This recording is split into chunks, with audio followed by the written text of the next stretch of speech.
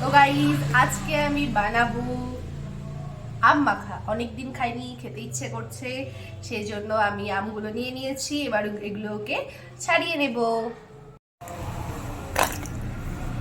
তো আমগুলোকে জলে ভালো করে ধুয়ে নিলাম। তো আমগুলোকে ফটাফট করে ছাড়িয়ে নেব।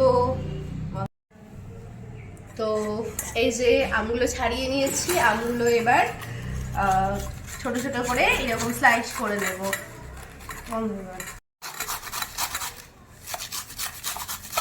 তো আমটা আমি ভালো করে পেস্ট করে নিয়েছি, এই যে পুরো রেডি। এবার এর মধ্যে একে একে মশলা দেওয়ার পালা। এবার ওর মধ্যে দিয়ে দিলাম অল্প লবণ, একটু চিনি, সাথে দিলাম একটু লঙ্কার গুঁড়ো, যেহেতু বাচ্চারা খাবে সেই জন্য একটু অল্প করেই দিলাম আমি। আর দিয়ে দেব এই যে একটু লেবুর রস।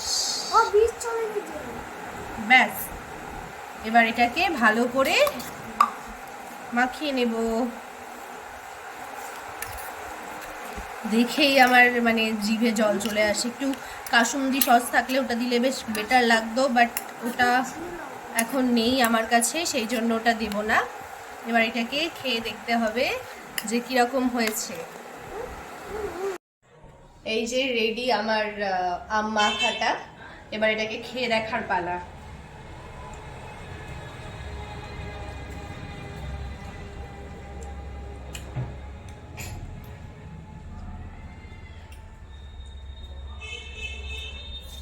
খুব সুন্দর লাগছে খেতে, আর আমটা একটু টকও আছে, একটা মিষ্টিও আছে, সেজন্য মিক্স আপ হয়ে গেছে। আর চিনি দিয়েছি, লেবুর রস দিয়েছি, তাই জন্য আরও টেস্টটাকে বেটার লাগছে।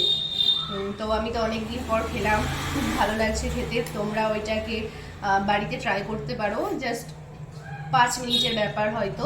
তো আজকের ভিডিওটা এইটুকুই, দেখা হবে পরের ভিডিওতে। টাটা।